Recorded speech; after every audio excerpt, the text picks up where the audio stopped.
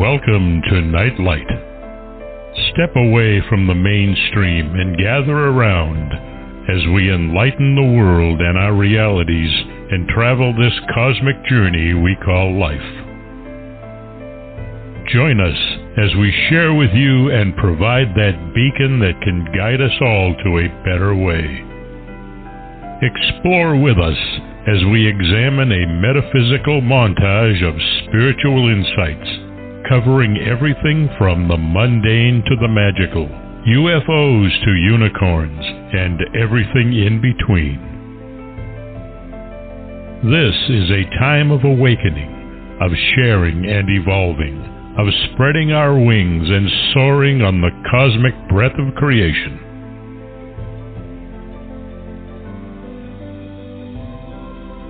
Come and join with other light-minded spirits as we weave our lights together to seek understanding, enlightenment, and, with a little luck, some wisdom. This is Nightlight, a reminder that you are never alone.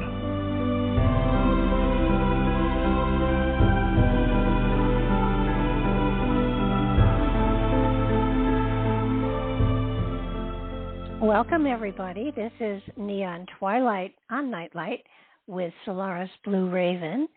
And most of you know her and love her, as do I. She has been around almost as long as I have on her own shows all over the country and, of course, the internet.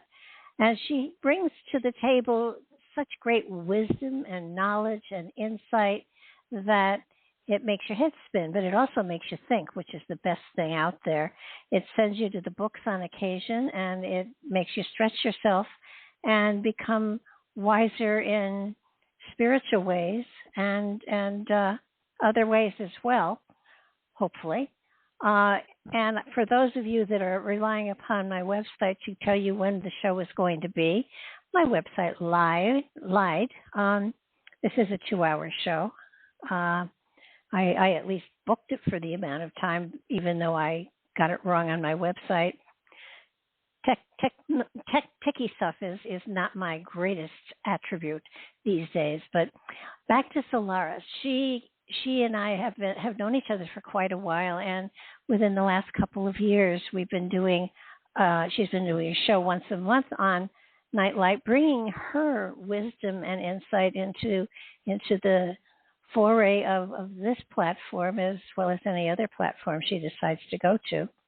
But it's been a very exciting time because I've learned a lot, and we often have a topic we start with, though we rarely stick to the topic for the entire show. But tonight's topic, I think, is going to be a fascinating one, not only for her and I, but for anyone who listens as well. So welcome to your show, Solaris.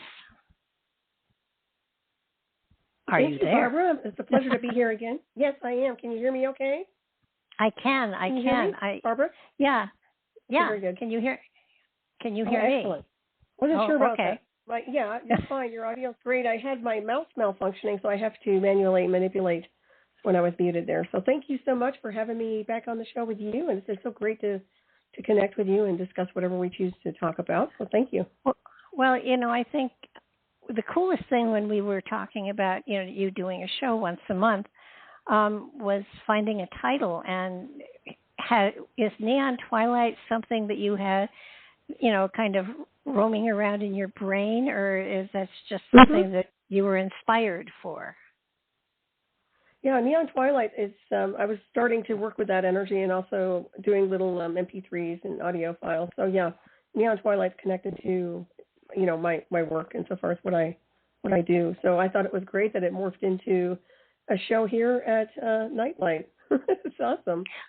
Well, I think, when people start to do podcasts, I tell them often, make sure you give yourself a tremendous umbrella so that, whatever topic you want to go into, you're able to go into it without changing the title of your show. And Neon Twilight is one of those, it's similar to Nightlight in that it's kind of like, it's that time between, dusk and dawn and dawn and dusk that magic happens. And Nightlight is for that period of time as well. It brings light and insight into a vast array of topics, which is just fabulous. And I thought Neon Twilight was, one of the best titles out there. It would be a great title for a book, even. Mm-hmm. Yeah. Well, stay tuned. You never know how that's going to come out, right? Someday. That's right. Someday is always now. Well, I have some titles in my head that have been rolling around forever and ever and ever, and I've even tried to give them to people because I thought they were such great titles, and ultimately I guess they were meant for me to play with, and I will have to sit down and start to figure out what I should be writing about. But oh, nice.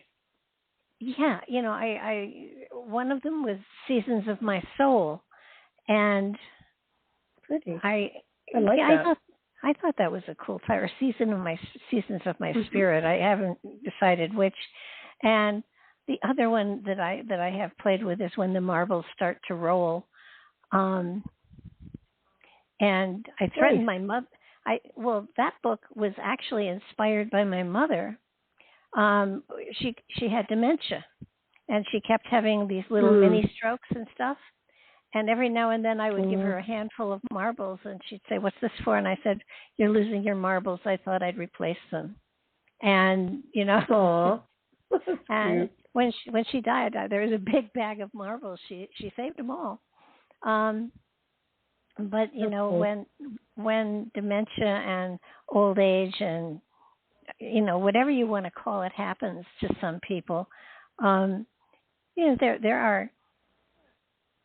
are funny things that happen, and you can cry or you can laugh. And I chose to laugh, and towards the end nothing was laughable, but along the way a lot of stuff was, and it helped to get you through it. And so it was an interesting time, and actually the incidence of Alzheimer's and dementia it seems to be increasing among the population a great deal. So yep. I have other people bringing, their stories to me, and it's a sad thing that someone is losing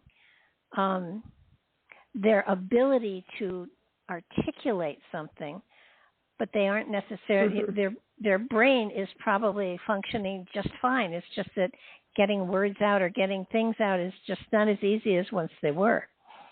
So. However, I think that while some of the stories are hysterical, like my mother, she drove right up to, almost. She drove into her disability, so to speak, and she was stopped by a policeman very close to our house, and he pulled her over. And he said, "Ma'am, what you just did was an illegal turn." And she looked at him and she said, "Oh no, that's in the gray book." And he said, "What's in the gray book?" She said, "Well, when you pass 75, there's a different book of rules that apply to you because you're older." Oh. And he said, "Is there indeed?" And she said, "Yes, my daughter told me about it." And I did, but I didn't expect her to talk to a policeman about it. And he said, "Really?" And she said, "Yes, don't you have your latest copy?" Senior citizens are allowed to do a lot of things that normal people can't do because they're older and they are due the respect. And he said, "Seriously now?" And she said, "You ought to talk to your captain because you don't want to stop people because, the Gray Book is very explicit of what things are legal for seniors and what things are not."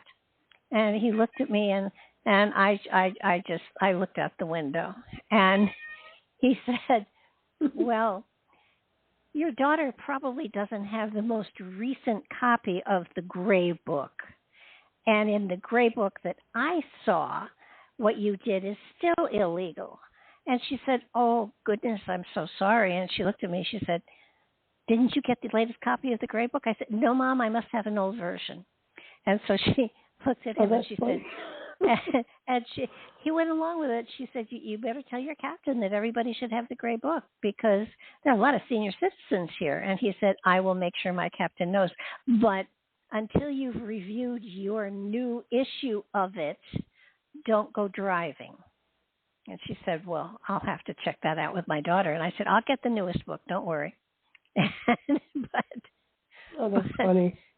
I mean, it was very cute. And we had a lot of cute things that happened. But the reality was she was losing her faculties. And rather than saying, oh, I have dementia, it was easier to play along with her and go along with a lot of the stuff. So that's what we did. But anyhow, our topic for tonight is one that I am really excited about because, and I didn't write it in the thing because we hadn't figured it out yet. But we decided we'd talk about Atlantis and Mu, and I think that these are two ancient civilizations, we think, and people have been searching for them for so long, it's unbelievable. And I wanted to really sit down and talk about them and, sort of discuss about, is that a kitty cat? Yeah, I'm sorry. It's Merlin. No. It's Moo. No, that's okay. Moo. Mine on occasion will do that too. So I wanted to talk about them because they are, nobody knows where they are, and yet everybody seems to find pieces of them. And are they real, or are they fabrics of somebody's imagination way back, and we've all been looking for something that never actually existed, or do they exist in another time frame or another dimension? What's your philosophy on this? Well, it's interesting. To me, it seems like it's a fabric. So the art of manifestation comes to mind when you think about it. I have a resonance with it. I have a resonance with the information. I think everybody has their own interpretation of what it represents to them. But to me, it feels like it's something beyond the space-time here, but also based on a collective, a very advanced collective state of consciousness that can actually create the fabric and manifest the fabric in the real time here. At least that's what I see. Some of the remnants people have located, there's usually just structures, constructs of some kind. I find that where there are constructs that are very technological, but not here. So probably a long-winded answer, but in my opinion, I think it is something tangible, but it's also about how you navigate through the field and what your capabilities are for manifestation and seeing with that frequency. I've really struggled with it because there are moments when I've thought that, okay, so it was talked about in antiquity, but there's really no physical evidence for it. Now, that doesn't mean it doesn't exist, because for the longest time, they thought that Troy didn't exist until Schliemann found Troy. So I'm wondering if Atlantis and Lemuria and Pan, I wonder if they were here, but beyond the last ice age, beyond the last, if maybe we're talking about something that is millions of years old as opposed to hundreds of thousands of years old. Mm-hmm. I'm wondering timelessness, yeah. Because I can see it existing, but not necessarily in our. So many people, they seem to be just restricted to the last 9,000 years or so. Since the last ice age ended, and everything had to happen within that time frame, or it didn't exist. And there were cultures and civilizations here prior to the last mass extinction. And could it be that these were societies that were back then, before the last mass extinction? It makes more sense to me that they were here before the last mass extinction, because there's nothing left.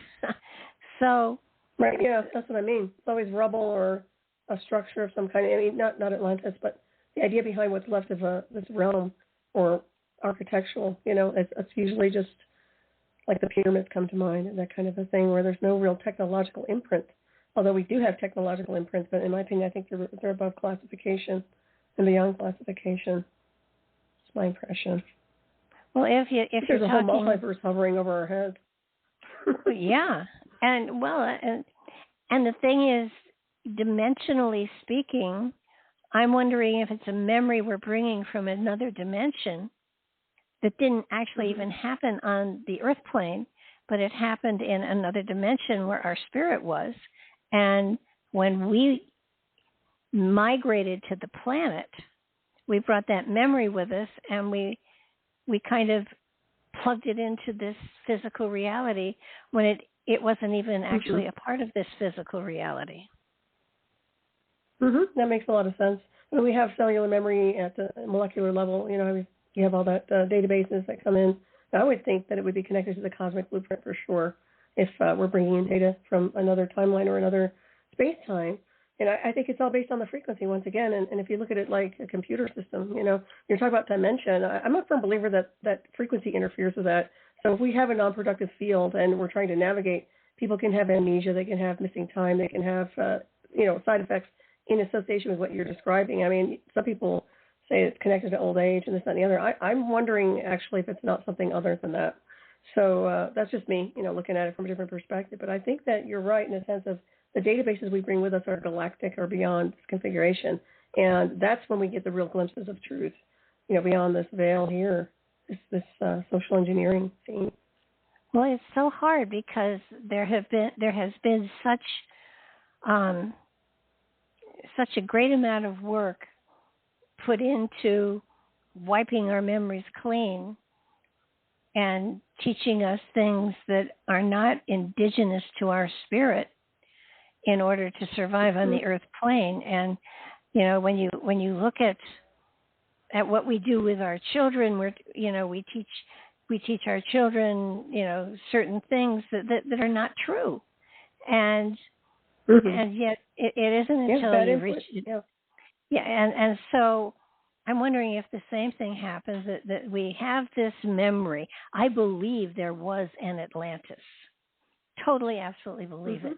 But I do not believe it was physically on the earth plane. Now, right. What they have here, it's obscured. Go ahead. But if you go to the Pacific at Pan, there is so much evidence that there was a continent there that either submerged or broke up or whatever, because the remnants of Pan and everything are so much a part of the culture that one makes sense to me. Atlantis doesn't make sense. I mean, they have plumbed the depths of the oceans, and aside from the Titanic, they haven't found much else down there when they went really, well, that's really, what they're really talking deep. about. Right, it's not what they're talking about. But also, when you think about it, I always see Atlantis as technological. So we're looking at different energetics. Like Lemuria, it was always associated with I always look at the Hawaiian Islands when I think about Mu or Lemuria, the frequencies. Basically, what I'm dialing into is the frequency and the state of being, the resonance effect that's there. Whether it's Lemuria or not, there's definitely something there that is in connection to what people would perceive as Lemuria, if you ask me. But yeah, when I look at Atlantis, so that's technological. That's very off-planet, in my opinion, in a sense of different space-time, but tangible still. I think we'll see some new formula. Well, I hope so. I actually, for the longest time, and I still dabble with it, even though it sounds so ridiculous, I had the opinion for a number of years that Atlantis was really a mothership of an alien race that had, I'll put it simply, had engine trouble and splashed down. And in order to hide from whatever human beings were here, they terraformed it around it so that it became an island. And while they were trying to fix their mothership, while they were trying to fix what was wrong with it or search out the elements they needed in order, they couldn't go to a local store and get another tire type stuff. It may have floated there as an island for hundreds, maybe thousands of years. And during that time, they sent out, explorers to see what was local and what was going on this planet, who blended into the populace. And when they were able to fix the ship, they took off and they went home. And it seemed that the island sank, but the island didn't really sink. It went off into space yet again, or space and time.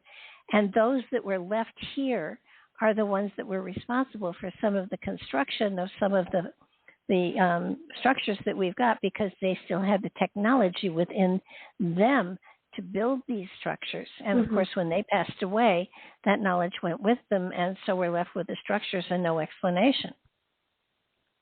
Now, it's a very good observation. It's not a bad theory, even though it's, I'm sure I don't even know if it's a theory or if it's something you're just accessing with your cosmic design. That's another level to it, but I do see, I could see how that could be something that could be a possibility. There's no doubt about that. I think people have a different imprint when it comes down to information, but yours sounds that's very interesting to me, and it could have been highly likely. So many things could have happened on so many different levels. When you describe that, it reminds me of Antarctica for some reason, and I look at everything that's obscured. I've seen the obfuscation of everything. Everything is layer upon layer upon layer, and sometimes what you're describing is like technology being overlaid with composition that's organic or appears biological when it's not. And I find that most of our biotech, what I call our biotech within ourselves, we have the capabilities like that too, and the technology built in as computer systems. And we are biotech, in my opinion, we're technological beings, synthetic to some degree, even though we're here.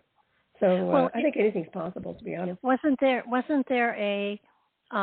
It looked like an asteroid that was It looked like it was being steered, and they said that it may not be an asteroid. It was quite possibly it was a ship, and that. I remember hearing about that. Yeah. Yeah, that makes a great deal of sense to me.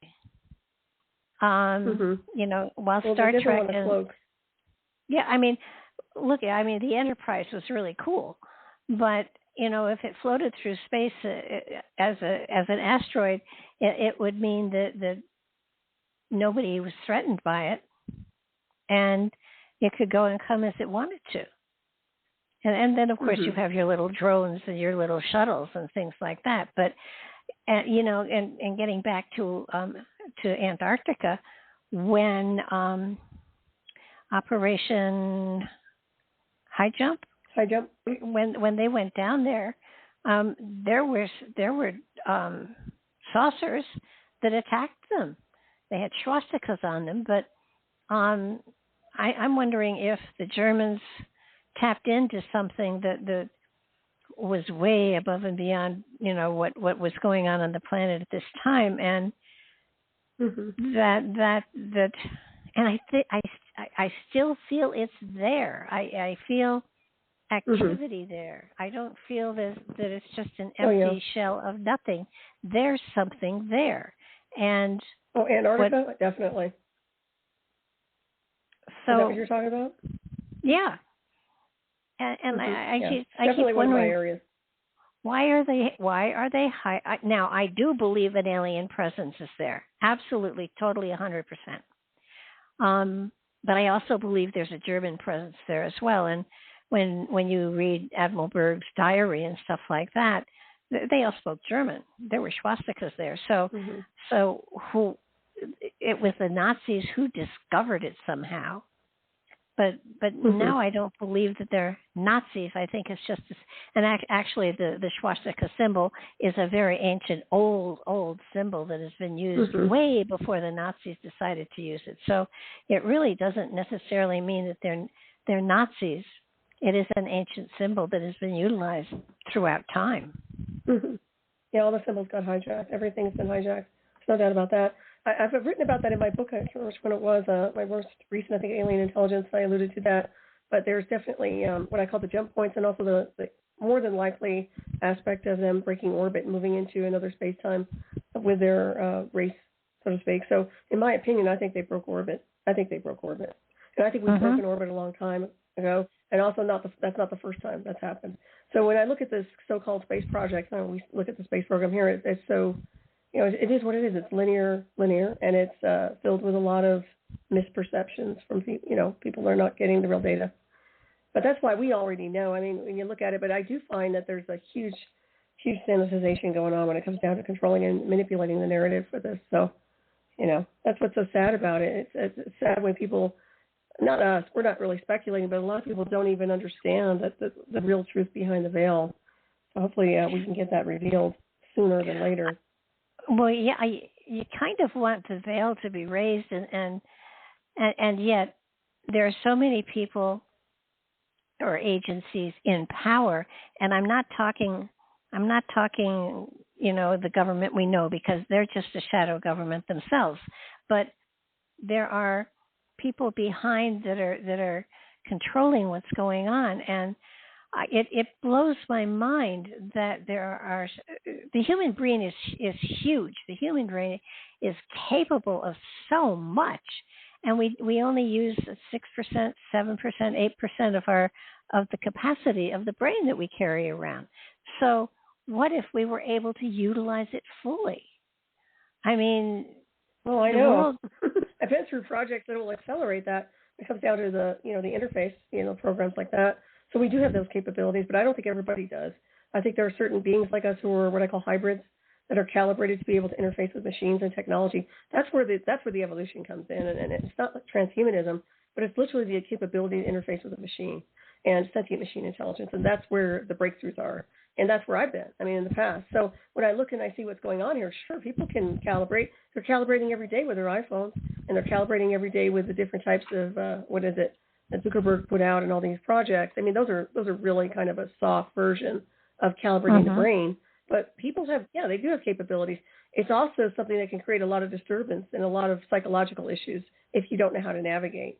And, beings like me can do that. I know you could probably easily do it because of the way you're psychic naturally. And all they do is create an extra feed for that. So, absolutely. We are way behind when it comes down to a race or a civilization that should have been upgraded and should have been off planet a long time ago, in my opinion. Oh, I agree. I know that when I 30 years ago when I traveled extensively, I would go to stores where I would say to the store owner, I want to do a meditation, I want to give away free readings, and I want people to understand where I'm coming from and see what I'm doing. And then if they want to come for a reading the next day, that would be great. And I would sometimes stand and give 100 people, I do a meditation and I give everybody a message, and then the psychics who worked in the store, and this one in particular store, came up to me and said, "Aren't you exhausted?" And I said, "Well, no, because I'm not using physical energy. I'm, bringing it from the ether." And it's just, I said, I hire a kite. I need a greasy hamburger, just something to get me off the ceiling. And they didn't understand. And I kind of looked at this and said, "You say you're psychics?" And oh yeah. And I said, then why are you using physical energy? You don't need to. Right. I said, you're thinking, not allowing. And if you allow, magic happens. And if you think, you're going to get tired real fast. And their personal energy is involved. Yep. But it's and the reality is it's the same for everyone. If you stop thinking and just allow, first of all, you're healthier, and second of all, you have energy up the wazoo, and it's something that should be. I swear to you, I think either Tai Chi or yoga or something similar to meditation of some sort should be taught in school. Kids should be taught to access that aspect of themselves. It's not religious. It's not prayer. it's accessing another element that is already there and ready and willing to help you in whatever your endeavors are, whatever you want to do, whatever. I mean, when you write your books, you have to be pulling that through. I mean, there's no way you thought it. It's where I've been. I mean, it's not something I'm dreaming of. It's a database. There's no doubt about that. Whether people like it or not. I mean, especially where I've been with the technology. Yeah. Oh, come on. I steal all your work on a regular basis. I don't mind. I know transportation through ascension. Yeah. Yes, absolutely. And I appreciate it. I just your books are so, and people should actually read them in order of printing, because in the very first book you give a very good basic foundational modality that you're utilizing, and then everything evolves from that. So if they try to jump in on your latest book, they may get lost in it. Oh yeah, absolutely. Yeah, that's definitely beyond PhD on the linear. It's a galactic thing. Well, it's like you, right? I mean, we definitely have our own signature way we do things. Oh yeah. Oh geez, yeah. No, I have. It's a joy to tap into that energy. When I painted the cards, I existed for almost 6 months on 2 hours sleep a night. And I've never been healthier or higher or more full of energy. Because, right. For the 8 hours that I painted, I was pulling through that energy and I was being energized by it, and I was never healthier. And I get to that place still when I do the predictions for the month and for the year and stuff like that. That's where all that comes from. It's not my sitting down and saying, let's see what we're going to talk about now. It's always a surprise to me what comes out. But always accurate. Frighteningly so. When I sent last month's month prediction to my tech to put it together so that the music was there and everything, he was just getting ready to post it, actually, and his wife came in and said, well, what does she say now? Because she is a non-believer apparently, and and he said, he showed her, and she said, because I said, I think the last thing I said was keep your eye on Yellowstone, and just as he was about to send it back to me, the eruptions happened in Yellowstone. So they're kind of fun. They're lots of fun, and I talk often about the volcanoes going off, and the one in Iceland is going off all over the place. So we do have, there are natural phenomena going on, and I mean we saw the Northern Lights we saw here in Tennessee in the last couple of weeks. So, oh, how nice! That's beautiful. Did you get to see it? Actually, no. The only time when we lived in Minnesota, I remember seeing it, but I was very young. And when I was on my honeymoon with my second husband, we flew to Iceland and we flew through the Northern Lights, and it was spectacular. It was really, that's very, talk about magical. Yeah, that's pretty cool. That was a unique experience. So but naturally speaking, the ozone layer is very, very thin these days, and so people are getting sunburned almost without realizing they're getting sunburned, because usually I could remember laying outside for a half hour on both sides when I was younger, or an hour, and now, or it could be that I'm older, but I'm finding people are sunburning very easily now. So it's almost you carry an umbrella if you're going to be out in the sun. That's all there is to it. So we have the ozone alerts up here. So nature is, Mother Nature. I think I said in something, that Mother Nature was having hot flashes like crazy these days, because our temperature here have been, 105, 110. Wow. I can't wait for fall to get here. Oh my goodness! So what is it normally there for the temperature? August is usually in the 80s. Maybe wow, 90s. So it's really spiked. Very interesting. So it's quite a jump. It's a big jump. It really is, and hopefully it means that the winter will be much milder as well. So, but we'll see, because the ice pack is melting, and I can't wait for. I think there was a time when the Earth, when the South Pole now was at the equator, and at that time the Antarctica was almost tropical. So it will be fascinating. Of course they've got miles of ice there to get through, but I suspect that there is inside. And when we did the remote viewing, and we went inside at Antarctica, it was almost a tropical rainforest.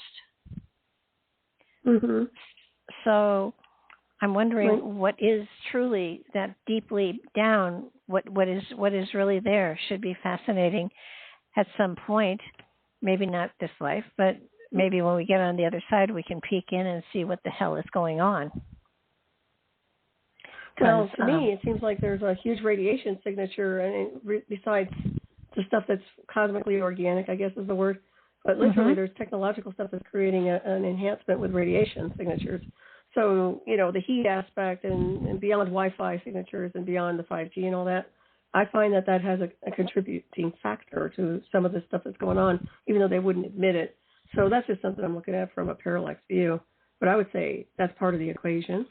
And I think by the time we get out of here, we probably won't even be interested in looking back or forward, shall we say, on this place. Well, I would maybe hate you to would. think, I don't think I will. Yeah, no, I want some answers, and it may take crossing over to get them. One of the other things, the mysteries that they're putting on TV that are just so unbelievable.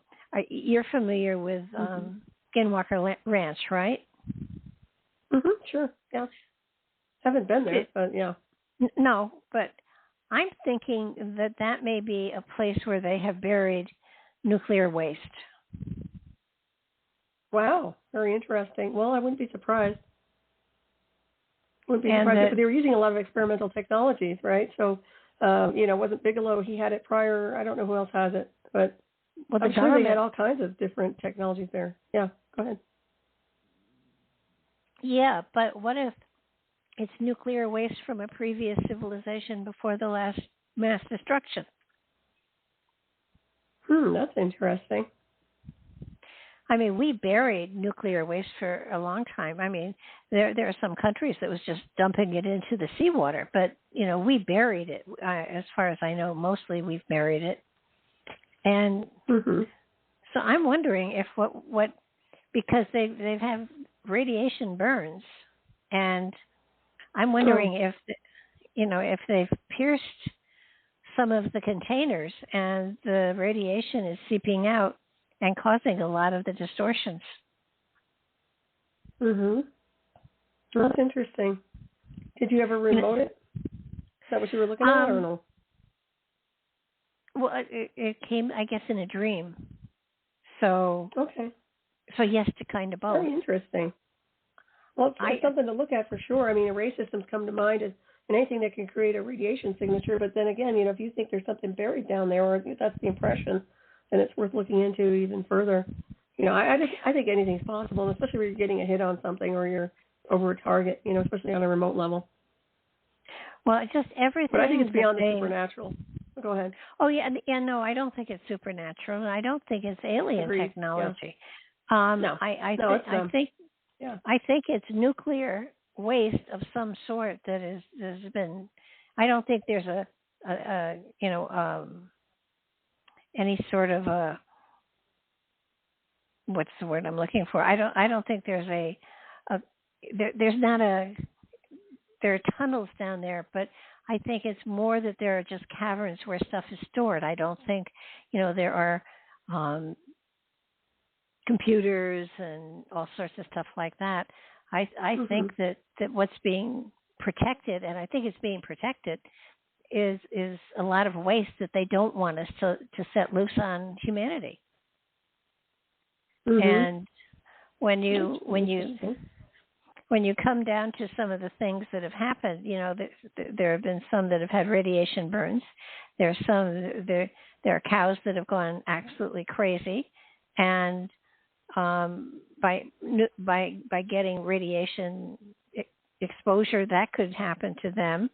I think there may have been drones that were set there to protect it, but I don't think it comes from an alien race at all. I think it comes from a civilization we don't know anything about.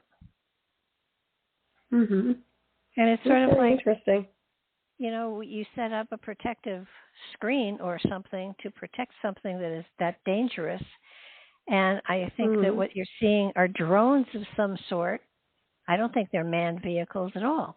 I think they're drones. Probably. So that our government couldn't find anything, and then Bigelow couldn't find anything, and these guys can't find anything. All they're finding is interference with their electronics, which means it's superior electronics that's screwing with them. Signal. Well, what's interesting, nothing they'll talk about, let's put it that way. They only leak so much data. Even if they were to find something, they're not going to tell the mainstream about it. They'll give a little bit of, little tease here and there, if you ask me, maybe a few Easter eggs, but I don't think they're going to tell us the truth when it comes down to those sorts of things. But, we have all kinds of stuff in the skies, drones, this, that, and the other. I think that just to, not to go to another world, but when I was coming back from Boston and I was flying back, I noticed that they looked like whales. At first I thought it was the ocean, and it wasn't the ocean. There were these two things that looked like they were in sync, flying side by side, and I could draw them, but they looked kind of like whales, but not. They were definitely drones. I don't know what they were doing out there, but I was pressed to the glass to try to get a good visual, and I couldn't get a picture of it. I was like, wow, because it was really cool.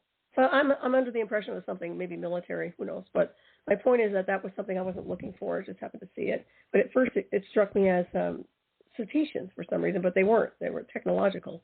So it was really interesting to look at that. But that's just me, when you were talking about drones, this, that, and the other. I think we're filled with all kinds of classified stuff out there that sometimes we get a glimpse of it. And then, I think there is so much in our skies right now that people aren't paying attention to. I was lucky enough to see that. I can fill you in on some other stuff that happened on my as we descended into the airport, but that's another scene. But yeah, it's fascinating. And I didn't watch the documentary I think they had on Skinwalker. I know they've been putting a show out, but I haven't been watching it. I don't know if you've watched the series or no. Oh yeah, I watched that, and I also watch Oak Island only because it's been 11 years, and I figure if I stop now, I'll miss a big discovery. I don't think there's anything there to discover. They've made a fortune on what they're doing, and they have archaeological stuff, which is great. I mean, it's fabulous that they're finding that stuff, but they're in an area where they had copper mines, and I keep thinking there may have been mining that went on there that would explain some of the passageways and everything, but they've woven such amazing. See, I think this is an example of, you give humanity a chance to explain something, and when we can't prove something, we make up a story that makes it almost real. And and I think that's what happened with the Ark of the Covenant. I think that's what's happened with a lot of things that while we can't explain it, so we make up a story that becomes so real that we refuse to believe that it's not real.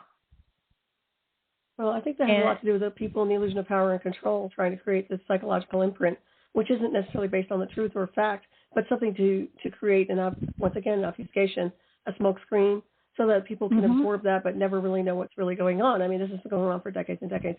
So in my opinion, I think it's all by design. I don't think that people are just trying to make stuff up. I think people were doing this on purpose to mislead the masses. And we've broken through barriers. I mean, beings like us have been able to break through and break the codes and put the truth out there as best we can. But still, it's amazing to see. I mean, how much data has been lost because of censorship. Oh, geez, yeah.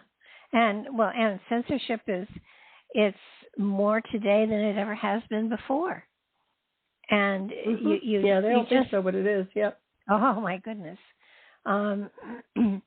Yeah, it's frightening what you can and cannot share. And if all you're sharing is your own opinion, what if you're 100% wrong? You're entitled to be 100% wrong, and if you're right, you're also entitled to be right. But they're finding that people who are really always right and stuff like that tend to die young or disappear. And right. that's a little frightening too. Right. When you have so many beings who have the truth that are gone, yeah. Then what's left is confusion and people. If you look at the mass collective, and there's a lot of that going on right now. They don't have a benchmark because everything has been kind of fragmented away, and then they become psychologically fragmented. They try to cling to certain things for anchoring, but they're not getting it, honestly. And this is why I have like zero tolerance for that sort of thing, because I don't want to waste my time with that kind of a speculation, and that's what they do, and it's done on purpose on a lot of levels. So it's unfortunate. I think doing the work and looking in with your cosmic eye and your remote viewing, whatever you want to do, is a way to access things that, where things are close, they can be revealed. Well, that's true, and I think also that people are discouraged to go inside and start to access the talents and gifts that they have, and bring greater spiritual and cosmic understanding into their everyday life.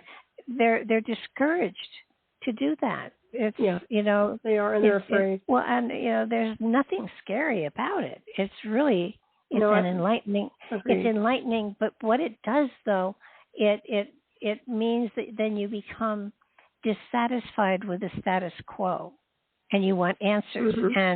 And when you want answers and you demand answers, then you are corrupt. Then you are trying to deceive the masses, where you're really trying to help them clarify things. And so it's a time that it isn't quite as bad as the Inquisition, but it's almost. It is. It's the masses getting angry and trying to wipe everything out because they're confused and upset, and they don't know what to believe anymore. And I think they've had enough. That's a scary. But the thing is, how do you tell what's true and what's not? Well, there's always that cosmic benchmark. You call it gnosis, you can call it a lot of things, but I find that the more you start to interface with the true cosmic blueprint, the more data you get that's correct. And sometimes getting away with, the emotional body and the mental body, we've talked about that before, how personal perceptions can be misrepresented. That's why I've always do the stream. I mean, I just work beyond the configuration of my own psyche. And I think it's hard for people to do that, but meditation or some formula of mysticism eventually gets you to a certain level of being able to calibrate to another level of space-time, in my opinion. But I think it takes a lot of dedication, a lot of logic. And like I said, I don't think it's for everybody. I really don't. Wherever they end up in their state of being in spirituality. And maybe that's why they have to have faith in something, creator or whatever God or religion they do, because they need something to be there for them when they go or when they start to get these bits of information. But for me, I'm a navigator. I just I'm fearless when it comes to navigation, man. I don't know. I just want to navigate. So the more I get, the more information I access, the more I want. And it's not greed. It's about gnosis. It's just about seeking and getting correct data and then not tolerating the lies. And then the more correct data you get, I'm sure you're aware of this, the more you don't want to listen to people who are lying to you. When you have the facts and you break the barrier and people are lying to you blatantly in the mainstream or wherever else, I just don't tolerate it. I'm like, I can't do this, man, because I already have the answers. I'm beyond the classification level. When we come into our own fruition of where we're going, and it's just like, we don't need your classified data. We can access firewalls just fine. I'm not talking, the internet. It's the cosmic firewall. We get in, and we know. So oh, geez, yeah. that's my perception of it and my experience of it. So it makes me feel sometimes. Did you ever watch Monty Python at all? Oh, I used to love Monty Python. Okay. They were cute. Do you remember their bit with the guy who brings in the dead parrot? And he says, I want my money back. It's dead. And the guy says, it's napping. No, it's dead. It's deceased. I feel very much every now and then like the guy trying to say, no, this parrot is dead. It's gone. It's, it's not Good here analogy. anymore. And it's like, pay attention. And it's like, right. No, just napping. Just that. I mean, and I hit this, my best example of this. My mother was she was an addict, Publishers Clearinghouse and Reader's Digest contests. She got sucked in, and before she passed away, I think she must have spent a couple $100,000 winning their contests, right? Wow. And I tried to convince her that, she had one, and she always thought she had. And so after she died, Reader's Digest kept sending her the things. And after a year, I called and I said, if my mother wins and she happens to have passed away, will her estate get the money? And said, oh, no, she has to be alive. And I said, well, then you had best take her off your list because she died a year ago. And they said, well, we can't do it here. I'll give you the department where they'll take her off the list. And so I got this woman, and I said, my mother is no longer with me. And she said, well, I need her address. Did she leave a forwarding address? And I said, no, she passed away. Well, do you have that address? And I said, no, my mom died. She's dead. And she said, well, I have to have an address to put down on her name here. And so I finally, in desperation, gave her the address of the cemetery. And she nice. took it down. Yeah. She took it down, and she said, now, is there an apartment number? And I gave her the plot number. And then she said, and does she have a telephone? I said, no, they don't let her have a telephone there. And she said, yeah, that happens with senior citizens a lot. And I said, yes, it does. And so, oh my goodness. Wow. So I got off the phone, and 2 months later, I got a call from the cemetery requesting that I stop forwarding her mail to there. And I said, oh, I am not forwarding it to her there. They asked for her address and wouldn't accept the fact that she was dead. So, and the woman said, you've got to be kidding me. And I said, no, I'm serious. I said, you call and try to tell them that she's dead. 2 weeks later, I got a call from the woman again. She said, how do I stop this? I said, well, I would suggest you get the address of a vacant lot and give them that address.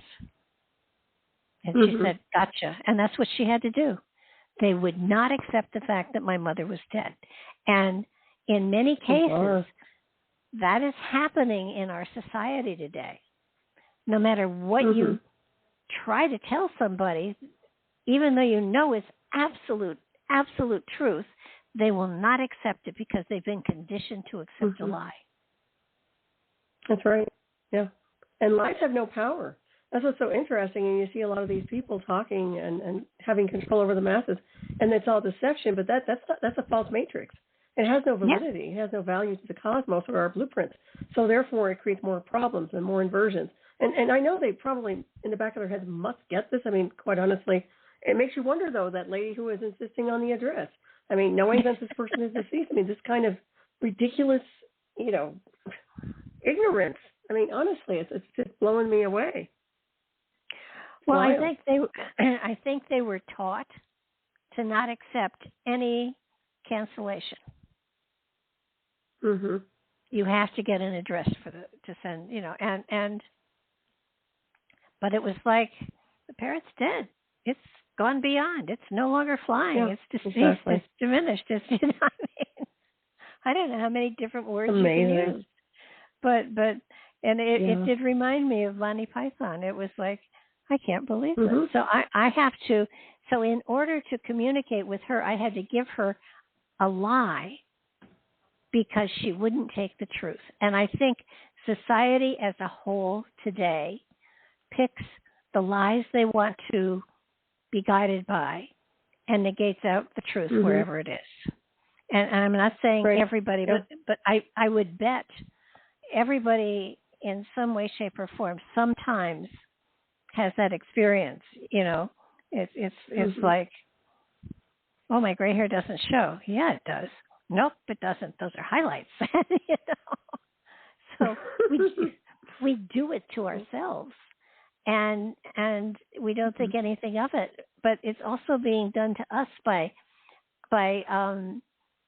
mass corporate entities, and we'd rather believe their fairy tales than the cold reality that faces us in many cases. So yeah.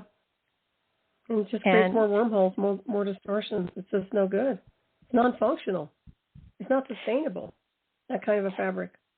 But how do you clean up society? How do you find the absolute truth? Where do you find it? That's the issue. I know when Patrick was alive, you know, he said you have to look for the truth. It's not in one place. It's in little pieces here and there and everywhere, and you have to seek it out. You can't just accept one person's blanket statement as the absolute truth. You have to, fact check.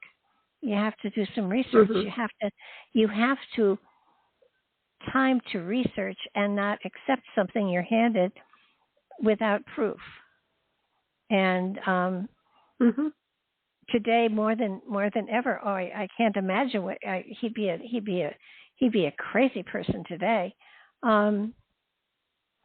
He was a little crazy anyhow, but he was very much into nothing at face value. You have to prove it. You have to show me the proof. And there's nothing wrong with that, except it doesn't work. It doesn't work today. Well, even if you show them the proof, they're still in denial. I mean, it doesn't matter anymore.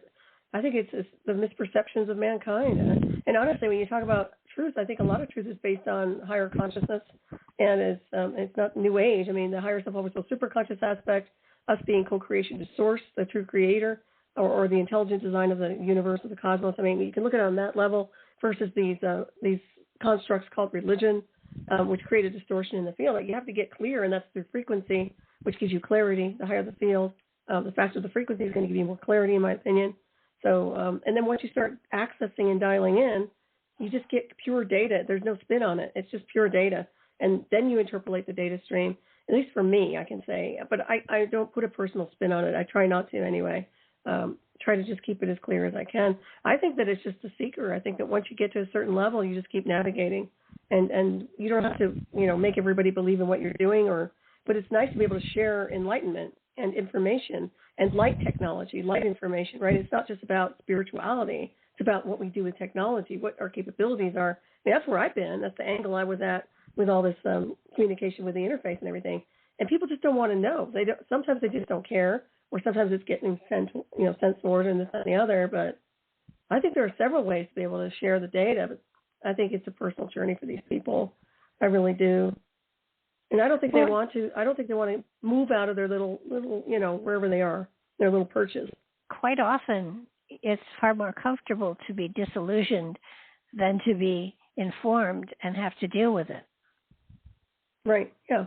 Because it's stressful to know the truth. And I don't know what the deal is with this realm, but they don't like telling the truth here, and they obviously don't want a unity consciousness based on truth. They want everybody slept. They want everybody inverted and distorted and chaotic. And I never understood that. I don't understand the fabric here at all. It's not the way we roll in the cosmos, and it's just so weird that they do this here. But I don't know what your perception is, but I just think it's backwards. I want to share enlightenment. I like to empower people. I don't want them to be lost or distorted or scattered or frightened. But it's like it's the opposite here. It is, and you look at it and you go back through time, and I don't know how far back you have to go to find a time frame where there was a group consciousness and everybody worked together, and that if someone had an expert in an aspect that the group was going to be involved in, that they became the leader for that particular time frame. And then when, I don't know, when it was time for planting, then someone else took over, and the responsibility was shared according to the time of season and what humanity was going to be going through. And somehow it all got corrupted way in the past. And to break away from that kind of corruption is very, very hard. And I think we're programmed to be programmed and not free thinkers. And how does how do you then take a child, for instance, and help them to develop being a free thinker when they have to cope with society as a whole that they're growing up in? That's a difficult thing to do. Right. I think at some level they expand in consciousness, though. I mean, there's a protocol of programming when children are young, and then when people reach a certain level of the evolution, they tend to expand with their own psyche and consciousness. They explore, they read, they start to learn and grow and evolve. I think that's a normal kind of movement through the cosmos, and we're still part of that cosmos, even though we're here on this realm. So, but I do see, yeah, you're right. We are very computer oriented in a sense that we are programmed, or we have our own programs that run, whether they're from one space-time or this one. We do run programs, no doubt. And I see what I call mimic programming here, where people monkey see, monkey do, monkey going to do it too, or they talk alike, they have the same voice pattern, the way they communicate. I've seen this a lot with the younger generation, that they have little words that they say that are all, it's just like clones. I mean, they just literally have nothing there but clone communication. And they've learned it from the internet. They've learned it from their iPhones. So it is what it is, but I see it. Well, how do you... Hi, Mark. Oh, Mark is here, huh? No, but you get to the point where how do you break away and survive?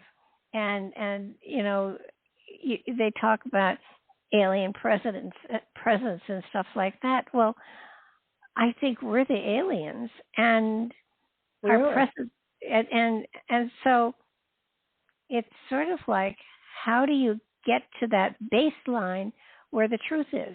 I mean, you have to dig, and you have to, keep working on yourself and opening yourself up to understanding greater dimensions and stuff like that there.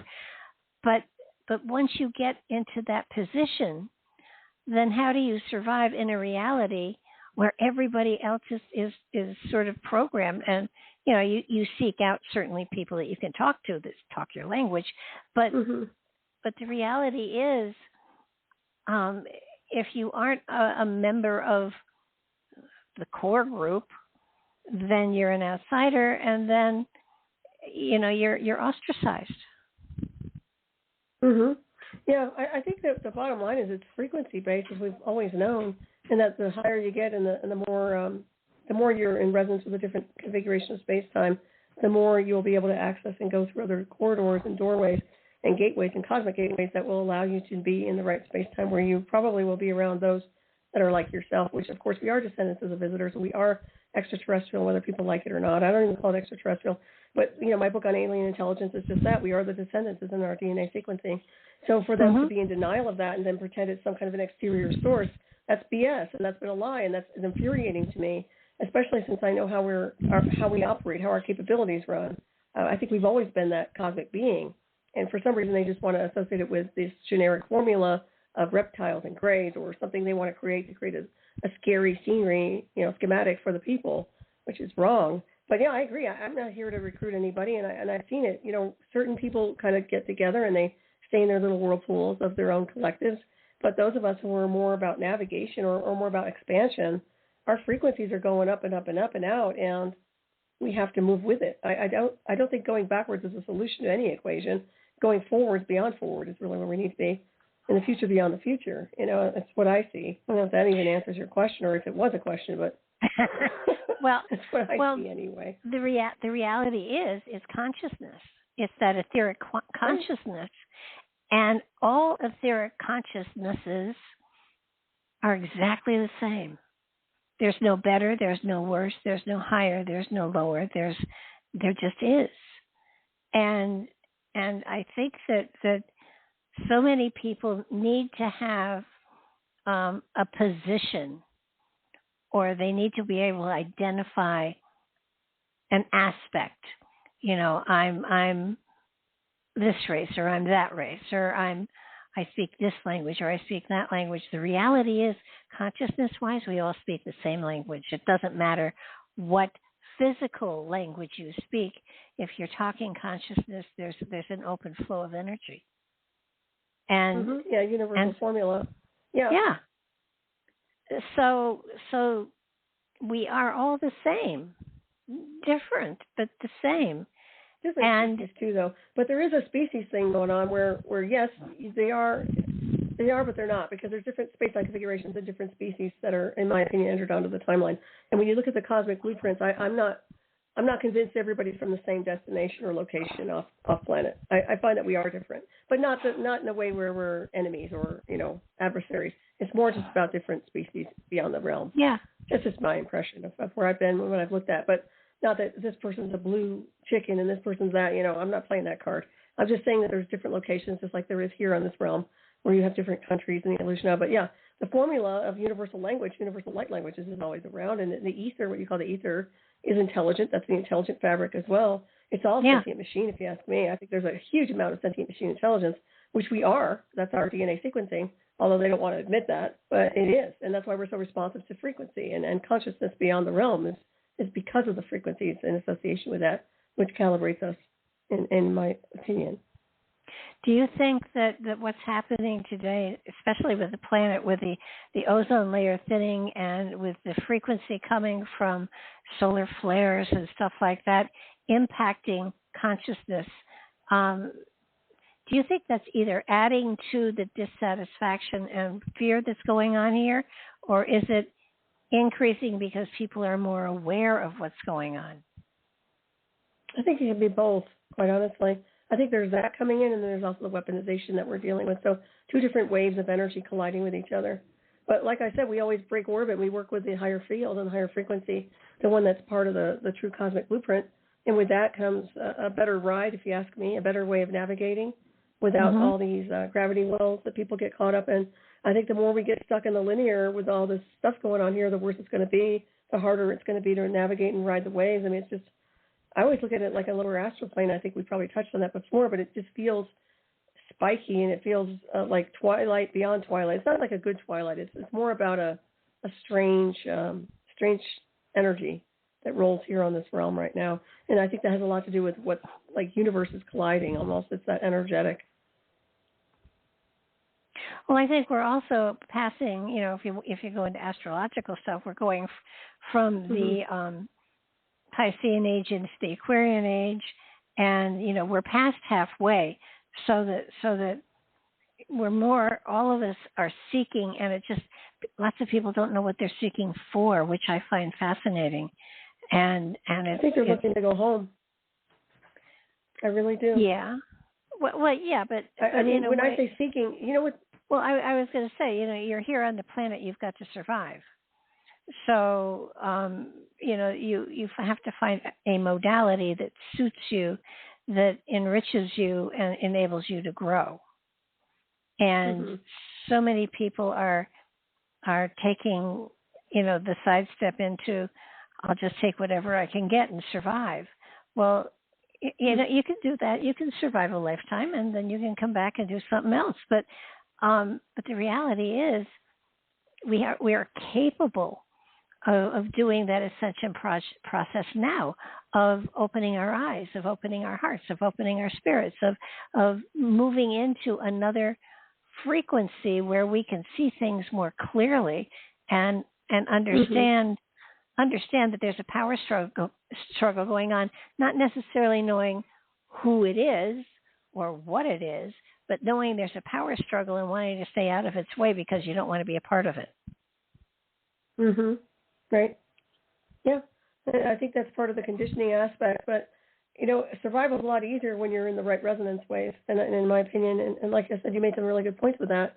But for us, I think people are looking for that feeling of I'm home now. That feeling of it's beyond the law of grace. I know you know what that blissful feeling is. It's more like an ascension wave, but it's really just being in the center and being right there in the arms of creation.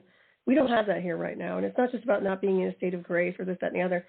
This is a very turbulent realm right now, and it needs to be smoothed out quite a bit. And a lot of it has to do with the misrepresentation and the misusing tech. A lot of bad technologies, if you ask me. And it's the same old.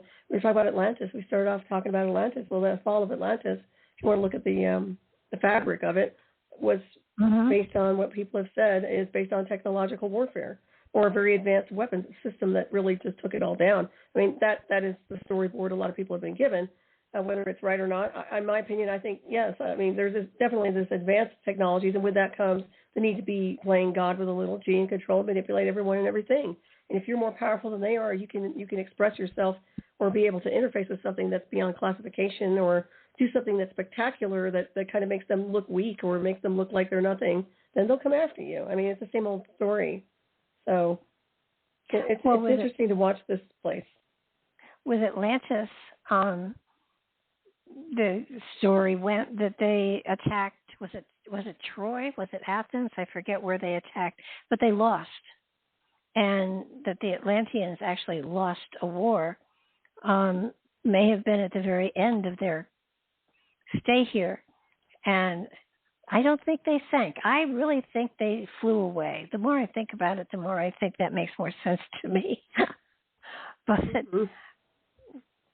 only because there's no remnant. They're finding underground cities, but they're very primitive cities. And according to the stories about Atlantis, they were not primitive.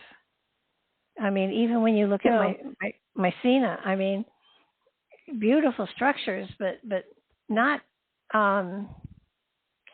glorious and whatever the way it's been described. And the other thing that I found fascinating is that they had a metal, orchium, or there was a metal that they used there that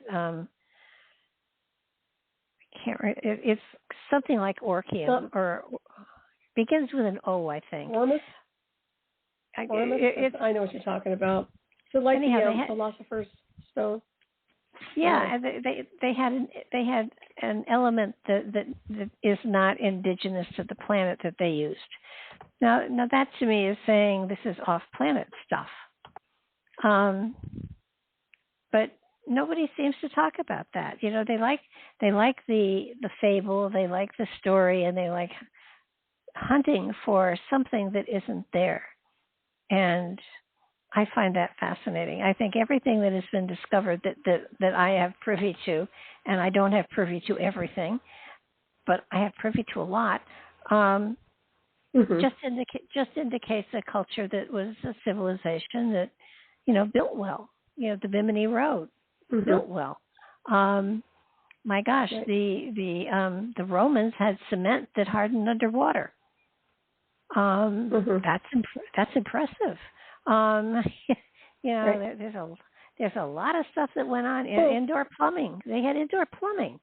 They so that everything that we've seen, that we have record of, that we can pinpoint kind of was developed. So why do they think that things were so much better on Atlantis in Atlantis? It doesn't make sense to me. Right, and I think you're right. The original stories that they give out, I think a lot of it is mythology. There is truth, obviously. There's a line of truth, and then there's a lot of story around it, just like anything else we see.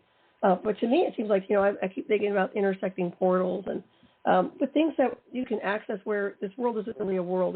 There's access ways, there's gateways everywhere. There's access points to a point where you can move into a different configuration so quickly and be in a place like Atlantis or be someplace else, even though it's not tangible for people here and they don't get that part. In my opinion, I think that's the true realm. I think that's what it's designed to be. If you look and you see some of the satellite systems they're using now, they're trying to create a kind of a blueprint that looks strategic, but it almost looks like they're creating their own portals and gateways, but it's all synthetic, or their version of synthetic, I should say.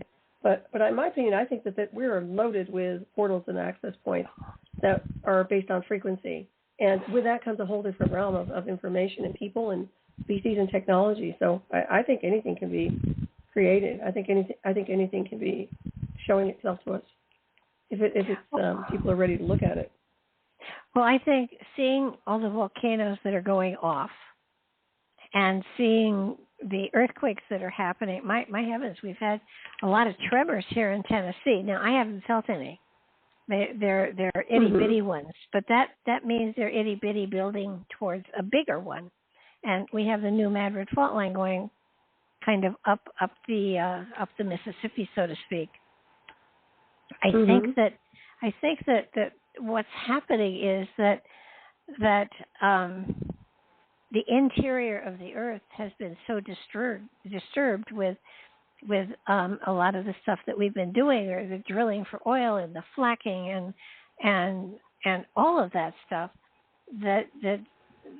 I really think the plates are shifting massively. And I think even though I know that the North Pole is shifting, I think we're going to get a new pole star, and so I think that what's happening is that our adventures on the outside of the planet, on the crust, have disturbed the internal to the point where I think our plates are shifting now, probably more rapidly than science would have allowed. But when these shifts happen, chaos ensues. With volcanoes, with earthquakes, with massive storms more frequently than we expect. I mean, I think we're going through a phase that we've gone through before. Nobody remembers it because it was like 5,000 years ago. But I think we're going through the same kind of shift. Well, I've always said we're being dragged out of orbit in one form or another. Just like, in my opinion, the moon's not supposed to be here. It's supposed to be breaking orbit too. So I think we're in for a very interesting observation. If we, if we're not, I'm assuming we'll be around, but who knows? But my point is, I find that that's going to be an end game. That's going to be a game changer when that happens. And that's something that no space project can stop. I mean, if you look at it on the level of being pulled out of orbit, literally ripped out of orbit, and also the lunar area also being ripped out of its own orbit. And if you took it sounds the crazy Earth, as hell, but it's not. If you took the Earth out of orbit, wouldn't that throw our whole little solar system out of balance? Well, the thing is, depending on what's taking it out of orbit, if it's changing the configuration of space-time and the frequencies, it's going to be pulled into a whole different space-time configuration. And with that comes a whole different scenery. In other words, we wouldn't see the solar system anymore like the way it is, what people perceive it as. And in my opinion, I question it, because a lot of the stuff that they've shown the masses as young children, I don't think is very close to accurate, in my opinion. I think that there's so much more beyond the veil that people haven't even begun to look at and pierce. But to me, it's the whole thing. It's like you're pointing. It's like you're pointing in one direction, and all of a sudden you get moved in that direction, and everything else changes with you, with the frequencies and the space-time. Everything changes. The orbit changes. I find that we can actually do that. It's like jump points. We can use this place, this realm, or what I call a station, like in my book, 1 Million Miles to Midnight, to actually make a jump and use it and move into another space-time. In my opinion, I think the moon did that. I think it actually came from another space-time. So it's the same way. We're just moving. We're leapfrogging it. So that's just, it is what it is. You can digest anything you want. But I find that that's going to be something to look at down the road or up the road. Well, I think also, let's go up the road. or over the road. I think I think as scientists, and I'm not sure, I've heard the story and I don't know who it's connected to, so I apologize. They had people sitting, staring at a wall, and there was a light behind them, and all they saw were shadows. And that's all they thought was out there in the world. They didn't realize that what they were seeing was a shadow. And I think in many different ways, that's what we're like. We're seeing shadows, but we haven't been able to go through the door to see what's really outside. Right. Yeah. I agree with that. Well, not only is there obfuscation connected to information and technology, but the level of, the frequencies here have been not compatible. I mean, there's just not, the frequencies, in my opinion, are not at the level they need to be for us to be in the right location. So we'll see. I'm sure it's going to change. It has to change because nothing stays the same forever. It all has to move, in my opinion. Otherwise, that makes it very boring for everyone here, right? I kind of live in this stasis. But what will be fascinating to me, in 4,000 years, trying to figure out what was going on the Earth at this point in time, and I can't imagine how it's going to be portrayed. Even 1,000 years. Let's just go 1,000 years. I just and it's so weird. I truly and the other thing I saw the other day that just surprised the daylights out of me. I saw Mount Rushmore being blown up. Wow. Well, now You're pretty good about honing in on stuff, but go ahead. Yeah. I don't know what that means, but I've often said that in a couple thousand years, the only thing that probably will remain of our culture is Mount Rushmore. And the other day, I saw it being blown up. And there are so many dissolving of the United States. Yeah, well, I think it has to do with there's so much going on. There's so much exploding all over the place. And destroying our history and trying to change it. Having those faces up on Mount Rushmore will contradict a new philosophy at some point in time, and that they will blow it up so that history isn't there, so people won't remember it. Right. Yeah, non-relative.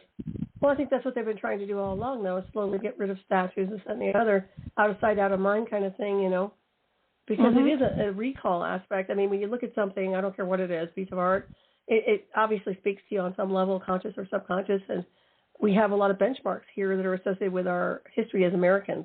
And something like that, which is very significant, if you have a vision of that being destroyed, then that tells me that perhaps this place is going on all levels. But when you're talking about looking out from beyond this space-time and many, many moons away, like you said 1,000 years or how many years, but I find that there's nothing left. I mean, mankind's future is off planet. Okay, so if this species wants to survive, in my opinion, they're going to have to do it off planet. That's just my take, and they can take it however they want. I think that was always the design. I think we're always designed to move beyond the stars and go home. What I call home is off planet. So that's the destination. That should be the mission. And not just, I'm not talking NASA and the political stuff. I'm saying as we are as a species, we need to look at that on a very large scale and get prepared psychologically for it. Well, that's, it takes me to the Rendlesham Forest drone and the, right. The message that was on the drone that arrived there. And, at first, the message, something about the humans experiment, bears watching. I mean, it was said differently, but I can't remember how. But basically, at first I thought, oh, that's great. We're still here in 8,000 years or 3,000 years, whatever. 8,100, I think, was its date of origin. And then I realized it said the human experiment. It doesn't necessarily mean that they were humans that were sending the drone back to check on us. Because I think that was time traveled, absolutely time traveled. And so it makes you wonder just if we are an experiment. And I don't believe we are. I believe we're out of place. Exactly, like you said. I think there's timeline displacement, absolutely being timeline. There's what I call the timeline displacement, no doubt. And I think it has a lot to do with the frequencies, because when you're creating a rifting effect with technological warfare, which is what they've been doing for a very long time, whether it's through their directed energy weapons or anything else, you're creating splits in the field. And in my opinion, I think they've done a lot of damage over the many decades and however long they've been doing this, which is since I've been on this realm, it's been a while. So I can only imagine what they were doing prior. But in my opinion, I think there's so much fragmentation, like I said, and that needs to that needs to be moved. I mean, in a sense. So, when I look at it, it's quite the mess. And I look at Rendlesham as a psi war, definitely psychological operations in connection to advanced technologies. And once again, when you get interfaced with technology, you become part of it, and it becomes part of you. So however that formulates itself, and that's where the hybrid factor comes in. And think about how many people have been subjected to, whether it's a covert technology or it's something else, exotic technology, they're changed forever. And then the DNA changes, and then the timelines tend to kind of blend, or sometimes they split. So it just depends. But I find that we're not on the primary timeline. We're not the timeline we're supposed to be on because of all this crazy that's been going on here. And we need to just go into the full light spectrum and go into the true space-time to get out of this. And we will. In my opinion, I think we will if we're determined enough. But I think there are path cutters like us who start that wave, and then it just everybody goes along and starts navigating with their little cosmic surfboard. So, well, if you stop and think about it, they have to get out. We can't rot here. Go ahead. Stop and think about it. Our brain, we only use 5 to 10% of it. It was meant to be used for much more, and and so nobody's come up with the thought that okay, so how do we develop that other 80% or 90%? How do we utilize the total capacity of the brain? Well, I know how it works. I mean, that's through the interface. A lot of that will definitely upgrade your DNA. It upgrades the brainwave activity of the target or the host. There's no doubt about that because you're going fast forward and full speed ahead in frequency. But the signature will definitely recalibrate and reconfigure the brainwave activity. So, yeah, that's how you get in, and that's how you start to navigate. And that's what I said in my books on time travel. You have to be calibrated to the field, and part of that is through the DNA sequencing and also the interface, because that helps prepare you on a molecular, atomic, cellular level, also on the bio level. So we're actually becoming the hybrid navigators of the cosmos when we get interconnected, and that's when the brain switches. And there's none of this this whole programming that people have had here that switches out. You completely become interfaced with advanced technologies, and it's just I'm only speaking for myself, but I know how that feels, and it definitely puts you in a different spectrum of being connected to the intelligence, the cosmic intelligence of what we really are. And that's what you're talking about when you get upgraded, and all of a sudden, it's not like you become this genius mind, but maybe you do. But it's literally about getting super intelligent in the sense of seeing everything. You see it all. I forget what that movie was that was out there where the girl took that drug and she became Lucy. Okay, it's kind of like that, but in a different way. I mean, people start evolving. They start ascending. And when they start evolving and ascending, all the baggage goes. All this programming that's here, this linear programming from when they were children or their ancestors or high school, colleges, whatever it is, it gets completely nulled out. And that's what we are. And that's that. Also, we can look at it like ascension, too, in a sense of pure energy, pure light, pure consciousness, right? That's just me, the way I observe it, but... Well, I think you're right. And the reality is, when you start questioning, when you start trying to go beyond, it's really a battle. It's in many ways fighting the mores of society.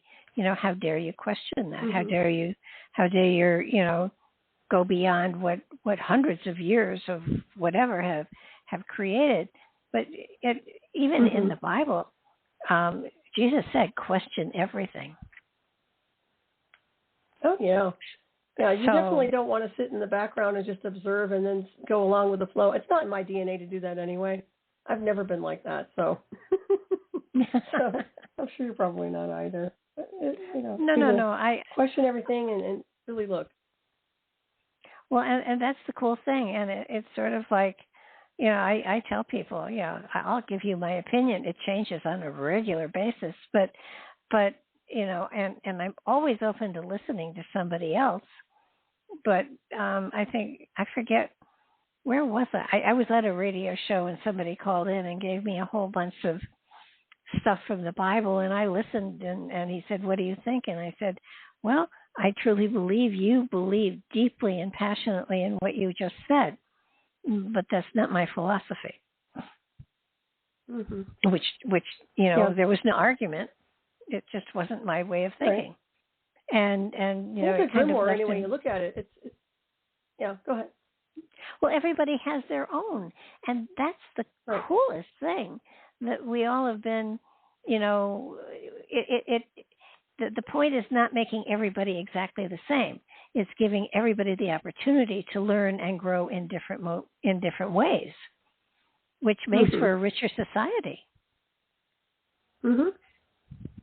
Yeah, that's true. And that's up to them. Like, that's where free will comes in. What do they want to do while they're here? Where do they want to head? What destination do they want to be at? Where do they want to be? They believe in the death cycle. Because in my opinion, as I said before, if we were in the right space-time, nobody would be dying, nobody would be sick. And you have a configuration here that's based on a dying cult. So, that's all they care about here is suffering and dying and enforcing grimoires, which are based, in my opinion, I look at Bibles as grimoires. Their magical workings are very much incomplete, if you ask me. But people who believe in them as a collective are creating a manifestation and a fabric associated with that. Every religion, doesn't matter which one it is. So once again, be careful what you're worshiping or what you're looking at, because that's going to be your reality. And that's when they give it to you according to your belief systems. And that's why it's kind of nice to be neutral, positive as an observer, and not be totally engulfed in a belief system, but allowing yourself to learn and grow and evolve and do an assessment on a logical scale. Otherwise they're just kind of swept away with the beliefs, and then it becomes this empathic entanglement, because the emotional body's so entangled with, wanting to do this because of their belief systems, and that I think that can go south fast. Oh yeah, no, I think that what is so exciting is that everybody is different, and we learn from each other so unbelievably. It's amazing. And if you do I buy everything someone says? No. But every now and then there's a fragment that fits into the puzzle of what it is I'm putting together for me. And that's an exciting time. It's like, just kind of getting a bigger what if to put out there. Right. Well, there's brainstorming. Yeah, there's like, in the old days, you used to call it like brainstorming or ideas, people actually sharing information and sharing ideas. And you could say some of it's made up. I don't believe so. I think a lot of it comes from their source energy of what they're accessing from a different cosmos. So some of it can be based on inspiration. A lot of it is really just sharing the data. It's like the journeyers who show up in one configuration to share and compare notes, like, how did you get here? And let's talk about what our destination is. Or I think it can go on so many different levels. It's really interesting. People don't talk like that anymore, though. Like when we're communicating, you don't see it. You really don't. That's the element of brainstorming is something that is such fun, and you can put ideas out there, and some of them land on the wall, and some of them don't. I took a class in, I forget what the class was in, but at one point he put us all into a minivan, and I forget where we were going, but he would on a regular basis pull over to the side of the road, put his whiteboard up and say, okay, here's the problem, brainstorm, tell me how you're going to get, how we're going to fix this. And the first couple of times, the answers were just they were pablum. And towards the end of the trip, he threw up a thing and people were throwing beautiful. And he was saying, how do you manage to get an A in this class? And, people were giving all sorts of wonderful suggestions. So they were very creative, and they were all up there. And I was the last one, and I said, I guess I sleep with the teacher. And he said, that'll work. And but it was like another option, but definitely not one anybody was going to take. But the thing is, being open to lots of different ideas, lots of different ways of looking at things. That's the magic of having a mind that's actually working. Yeah, so true. Yeah, it's chemistry too. It's an alchemical event, really, when you think about it. But yeah, I think people forgot how to communicate a lot of the time. They're just a lot of people are shut down, or they're afraid to speak the truth, or their version of the truth, or what they're thinking, or how their spirit wants to express itself. I mean, most people don't even want to do that anymore. That's just a very generic conversation, which I think is a huge loss. Even machines know how to be sentient. So if they're off planet. Well, the thing is that just having, appreciating someone else's creative bent or flavor or flow is really, really important. And I think schools are not teaching that. schools, I mean, when I was going to school, they were teaching for whatever the test was we were going to take. But they weren't teaching us to think or to grow or to expand our creativity. And that to me is the greatest gift you've got. That's why if I had a child today, it would be homeschooled. I think homeschooling is wonderful if you have a parent who is willing to, go with experiencing things and talking about things and that, and teachers in schools today, this is the answer to this question. There's no debate. There's no questioning. This is the answer. Yeah. And there's no expansion. It's negative entrainment, if you ask me. There's no free thinking there. It's their way or no way, which is no good. And a lot of people, kids are very smart. I was reading when I was 4. I didn't need a school to read. They didn't teach me how to read. So I don't know. No. I look at the system like it's been. I never liked it. I don't resonate with it, and I love education. I really am into education, but their education is not accurate. So I'm not into that, and I find that I can understand why students would be turned off because it's more a political agenda now. And it's not even about anything but being in a club with a certification and a piece of paper that might make you a lot of money, but you have to play a lot of dirty games to be in that space. And nobody wants to be in those clubs. They want to do what they want to do that makes them happy and abundant at the same time, in my opinion. And I don't think they're getting that, these universities these days. No, I don't either. And $80,000 and $100,000 a year tuition is ridiculous. Crazy. That's definitely ridiculous. Yeah. My poor son has 2 kids in college now. A lot of money. Oh, my goodness. It seems to be for certain people, but it's a lot of money. Some people can't even afford to go to college. Be thankful you can go to college nowadays. I guess they're more lenient now, getting into universities and this, that, and the other. Well, they have student loans and stuff like that. I know John and Carol each paid off. They paid off each of them $100,000 in student loans. So buy a house for that back in the old days. Oh, well, yeah. And not now, when you look at what colleges are costing, I mean, I was outraged when my son went because I was a single parent and I had no help. And, I said to him, scholarships and loans and whatever, and we got him through. But he had to work hard to get that degree. And I don't know that same degree today is worth as much as it was, back then when they had to struggle. They had to they worked hard. Both John and Carol worked exceedingly hard. And the education they got, I think, was a good one. Although it was kind of fun. One of the books when he was in law school, one of the books that they used as, I believe, as a text was written by his great grandfather. Really? That's totally cool. Yeah, it was kind of he had a first edition of it. And the professor said, "How did you get this?" And he said, "Oh, my great-grandfather wrote it." And, it was like I was very impressed. And actually, so was I, that they were still using the textbook. But it's kind of like, they today, I don't know what colleges are teaching. I truly don't.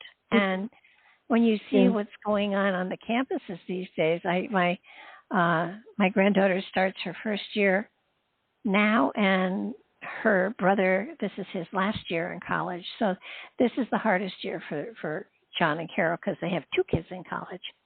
But I wonder what they're learning, because I remember the first couple of years the college was teaching what the high schools didn't.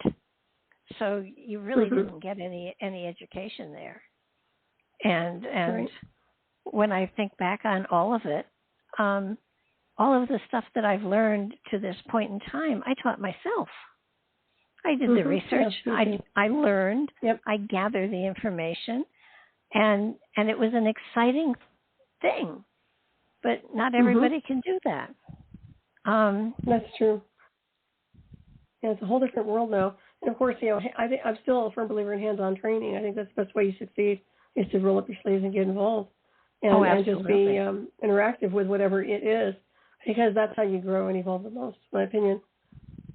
Sitting on the sidelines isn't going to get you anywhere, and you can read until you're blue in the face, but literally being interactive will. So, yeah, it's interesting to watch this generation and see where they're heading. And, like I said, I think the future is off planet for them. If they can get themselves to a level where they're out of this polarity consciousness, I think they'll be okay. But it's been programmed into them, Well, that's and the teachers too. I mean, they're I don't think they're qualified to teach, quite honestly. But it's my observation. Yeah, well, you're a teacher, I know. I mean, I've got an impressive colitis, but my teaching is now in the spiritual area. It's putting information out there that and you don't have to agree with anything I say, but if I make you think, then my job here is done. It's kind of like agree with me or don't agree with me. Look up information, research yourself. The internet is full of material that, of course, has been programmed already. So, but it's still there's stuff out there that you can look at and choose to embrace or not. But it's you can give yourself a college education just on the internet without a teacher. Oh yeah, absolutely. Well, books used to do that before the internet. Before we always had something. We always had a resource, right? Oh yeah. I was always into reading a lot, and then the internet came along, and even then I didn't use the internet like that. I just didn't. I put my information out there, but it is nice to have it as a resource. It is, but I am finding that it is very, they program your searches and they send you information accordingly, and that's scary for me as well. So I think the books are still a great resource.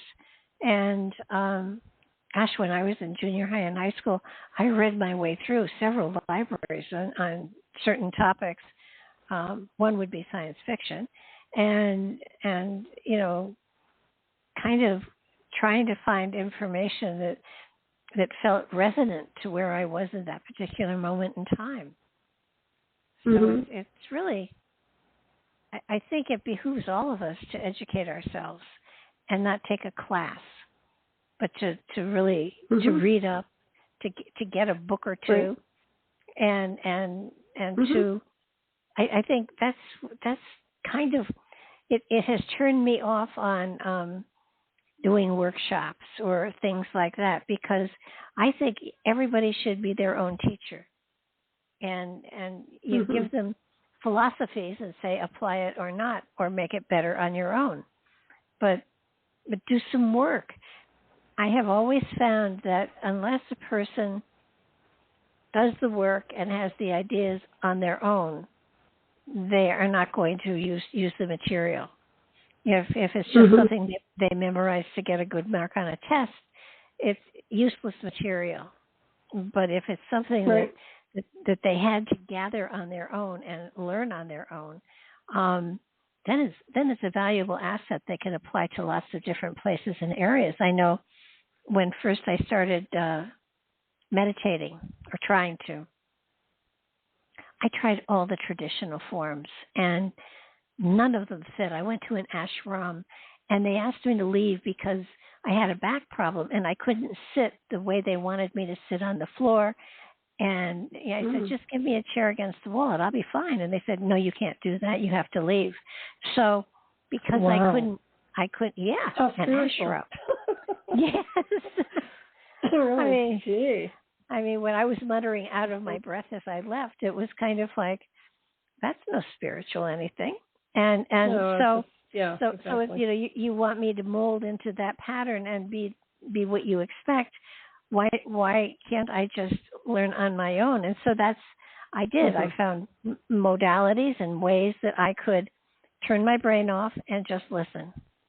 And my forms of meditation are nobody else, everybody should develop their own way, and it's a matter of not thinking but listening. And prayer is talking to whoever, and meditation is listening for information to come in. So it's sort of like, find your way of not thinking and allowing material to flow through you. People will be amazed at just the magic that happens when you can, sit in a field with the wind blowing and not thinking, and suddenly feeling the wind blow through you and knowing you're in another place, another time.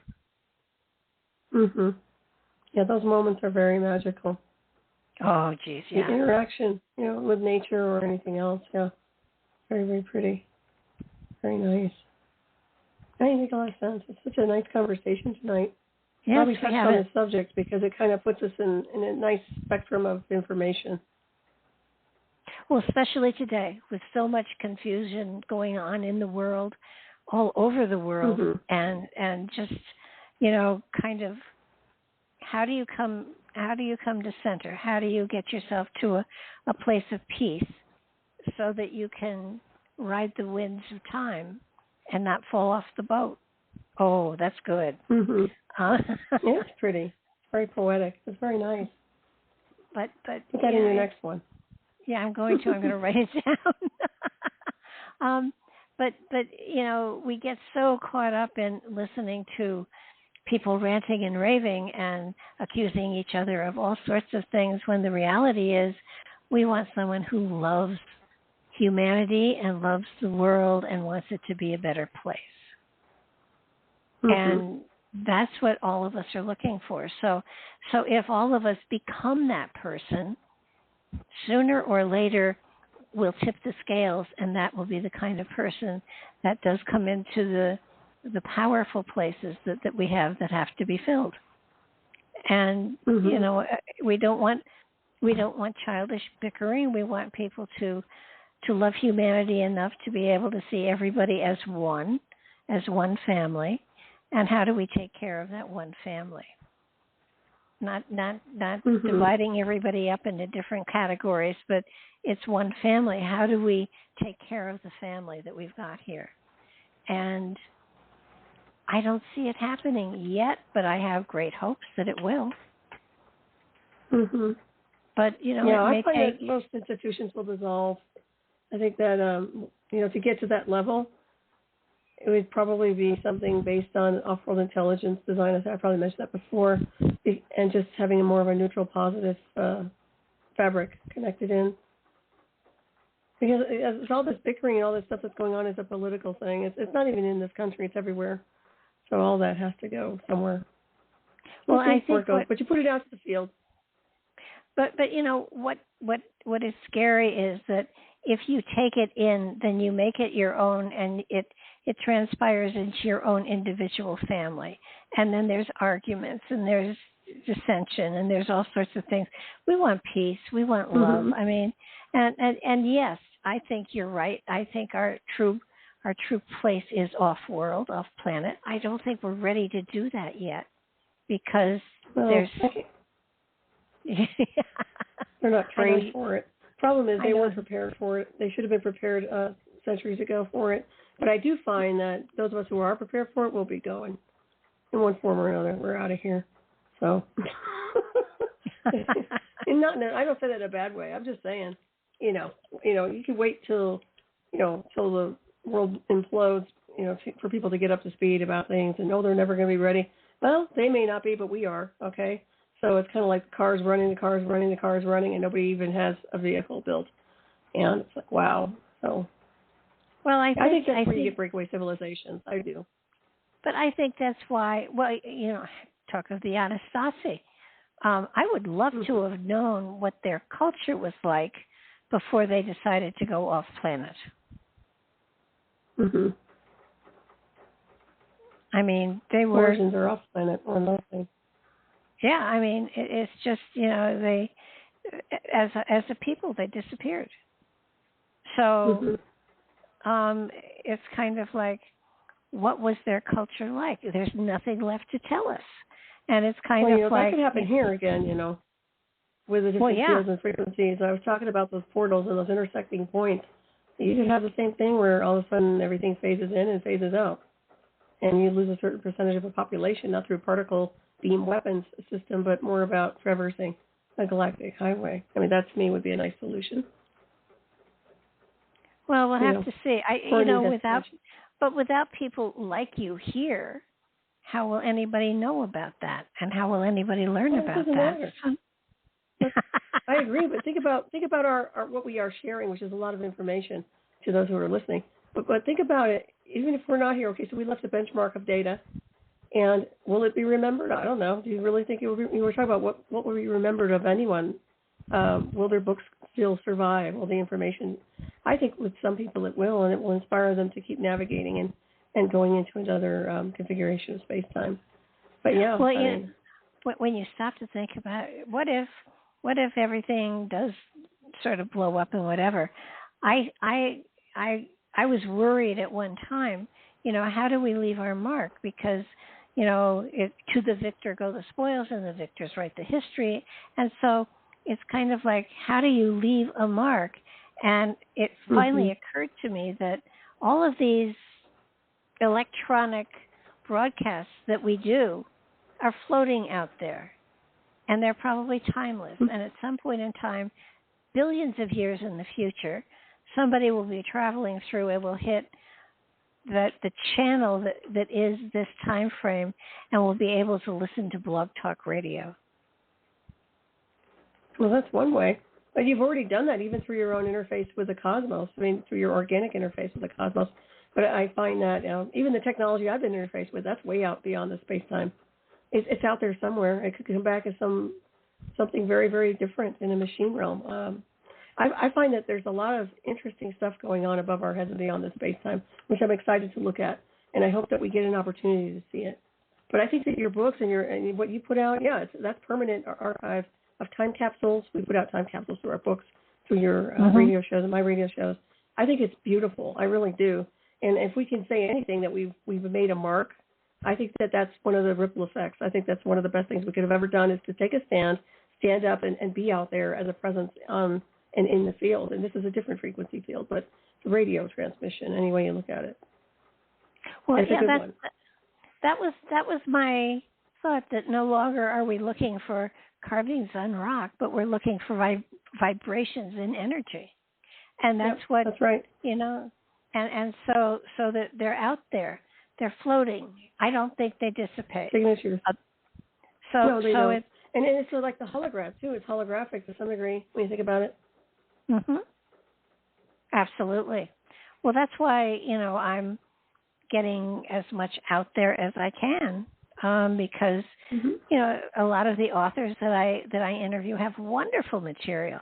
And I want to preserve it as best I can. And if it's out there on YouTube, if it's out there, if it's constantly being broadcast, but even after YouTube is gone, and even the planet is gone. Oh, they'll be gone.